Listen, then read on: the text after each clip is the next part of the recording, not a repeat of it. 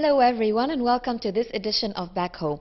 In this edition of Back Home, we are honored to have with us Dr. Hesham Ashmawy. He is the chairman of the Egyptian American Business Council. He traveled around the world and he actually gained a lot of experience. He worked at a very early age and this was the beginning of his early and rich experience. So stay with us to know more.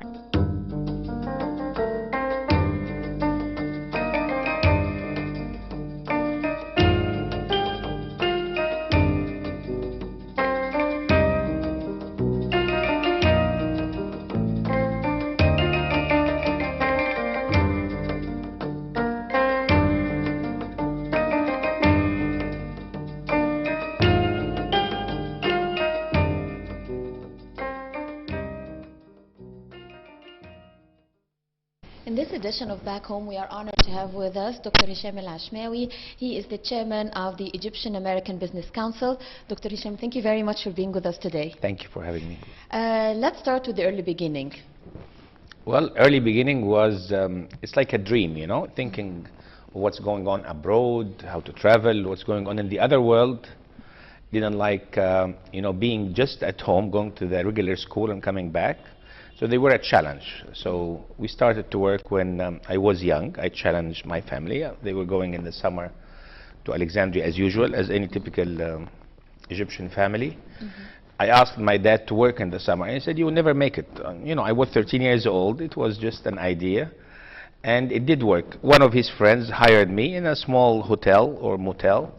I worked in the summer. I remember this was in the mid-70s. And I was very happy to know the value of the money in that time. Of course, I didn't know the full meaning of it because age was not mature yet. But being there, being around people, earning money, learning from the people.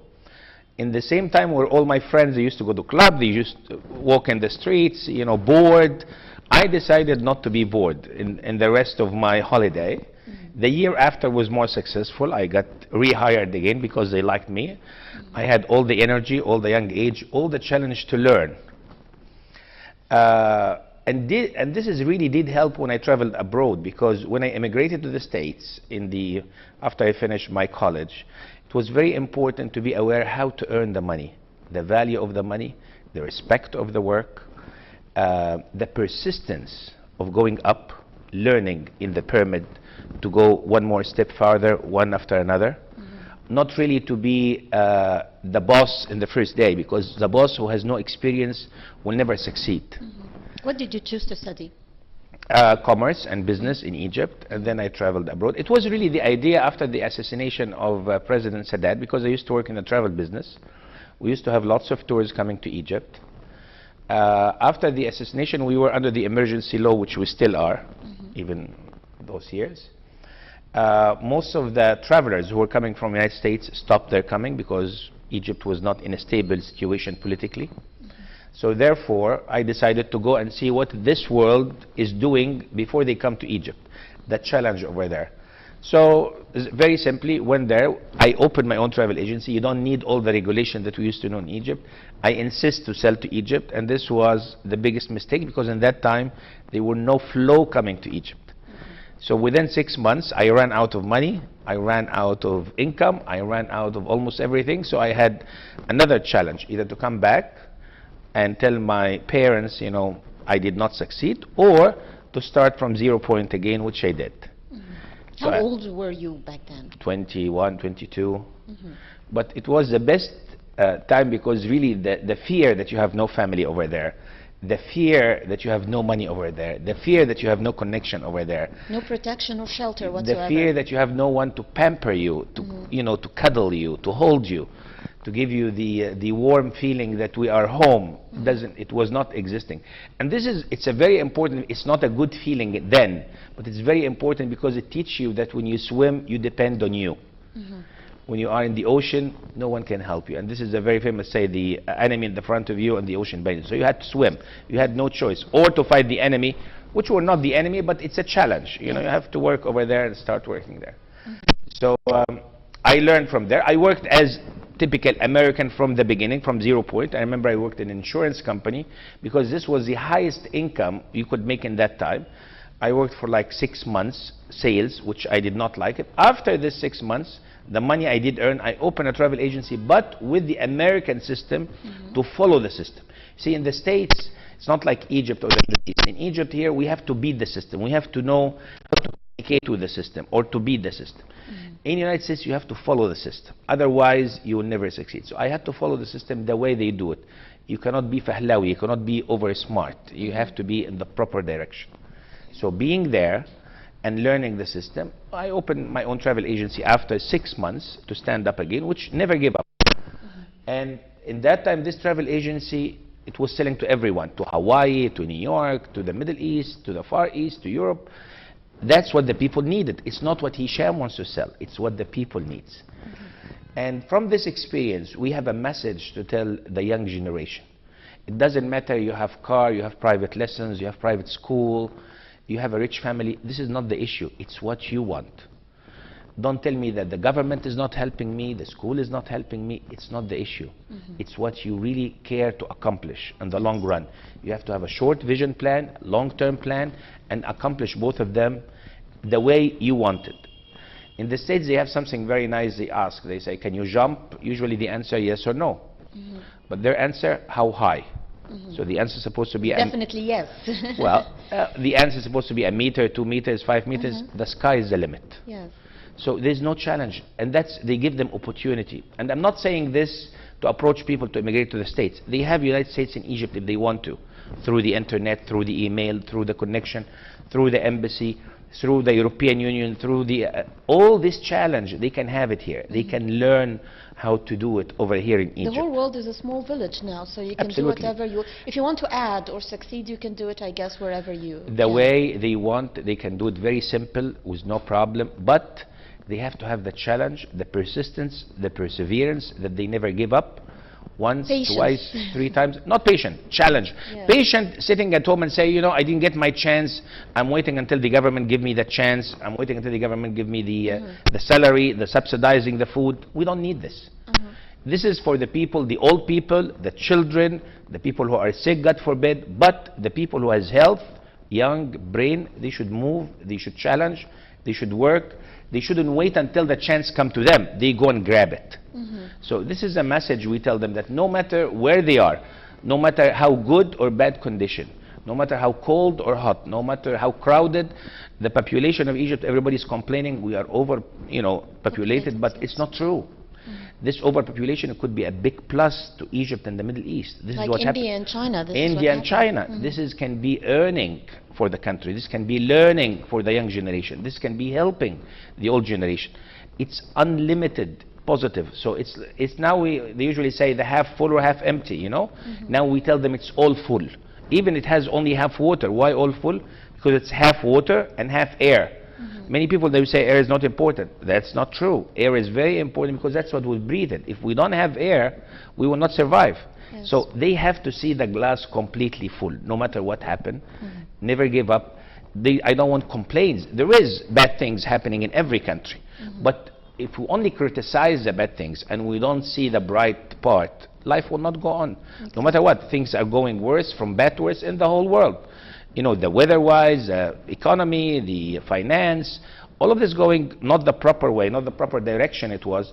But again, in our time, in the 80s or the 90s, it wasn't any much better because we did not have in that time the internet, the communication, the cell phone, all this communication that now we have. There's a huge plus happening now, different than what was happening before. So I see there's plenty of positive things, but people has to recognize, has to appreciate it. Has to wake up in the morning and say, thanks God that you give me a new day, you give me a good health. Use this health in a positive way to add to you and to your family and to your career and to your country.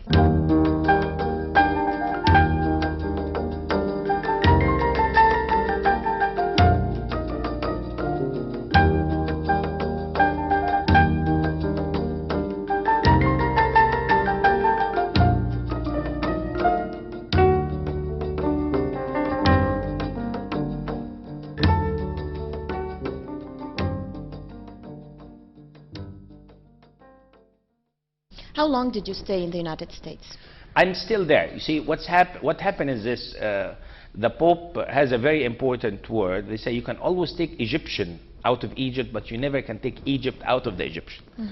So since the first time I immigrated to the States in '82, I remember even the day, January 29, '82, Egypt was always in my parents were here, the family, the tradition, Ramadan, the Eid, the feast, all of this means a lot because we grow up in this country. So growing up here, it gives you a flavor that you still belong, no matter how bad people might say, even though it's not true, but you see the always positive things. So I immigrated there. I still have my office, but I spend more time in Egypt. The reason that we have this association, which is a non-profit organization, we try to help the young generation to understand what's going on in the world. I don't want him to have a computer just to chat with his friends. I want him through this computer to learn what's going on in the world. How people in the States and in Europe, they work 10 and 12 hours. How people in China and India, they don't care how many hours they work, they care about the production, and this is very important, the gross income of the person. So I want the young generation to be aware what's going on in the world, the challenge happening in the world. Not tell me, you know, I'm waiting until I get my chance in the government and earn 300 pounds a month, and what can I do? The government is not giving me enough. You know, go and clean your street, go and clean your home, go and work. You know, in the immigration department, there is a request of at least 50,000 foreigner, Filipino, they would like to come and work in Egypt as a servant, and each one earn minimum of $300 a month. Why do we do this? Because Egyptians, they don't feel like serving or cleaning their homes. They would like to have a foreign servant. Why do I have foreign servant if I have unemployment in Egypt? Why can't we clean? Why don't we respect the job being a cleaning? Why don't we respect the job being, you know, collecting the garbage in the street? Because if we don't have this garbage collector, we would be damaged. You see what happened in Cairo in the past few months, that when the foreign company, we're hiring a Spanish company to do this. I spoke to the governor of Cairo. I told him we shouldn't have a foreign company do this. He said, Egyptians don't want to do it. We have to have the young generation to learn to respect any proper job, no matter where, no matter how.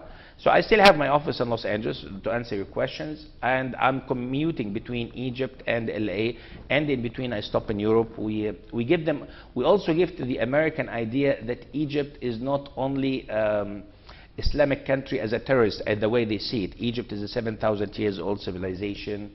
Egypt has good tradition. Egypt has educated people. Egypt has farmers, which we used to have the best cotton in the world. What do you do to promote this? In events, we have conference, we meet with the people. See, Egypt are not using the assets of Egypt over there. The Egyptians who are there are the best ambassadors. We are not having a magnetic thing to have those people to feel belong. They would like to come back. They are not coming to live here permanently, but they would like to spend their holidays, to spend their experience, to spend their vacation, to send their kids to learn Arabic, to learn more about Islam, to learn more about Christianity, to learn more about Judaism. You know, Islam is a very nice religion. It tells you have to learn about others. So these are the capital of Egypt that untouched. It's like, you know, gold mountains really did not go through it yet. So we need something very important to put those people together, the Egyptians together, to have an Egyptian lobby in Europe, to have an Islamic lobby, to have a Coptic lobby, to have an Arab lobby, to have a Middle East lobby. There is many names. We don't care about the names, but we care about the results. We don't see these results. We can start yesterday, we can start today, but again, it's about time to start to recognize that those people are huge assets to Egypt. They can really change it. Each one of them in the States sponsor 5 kids, only 5 kids. How would he sponsor them? Not only money, by knowledge, by sending them emails, by letting them what's going on abroad, helping them to learn, helping them to know the lifestyle over there. Well, Dr. Hesham Ashmawy, thank you very much for being with us in this edition of Back Home. Thank you for having me, and good luck. Well, unfortunately, our time is up, but we still have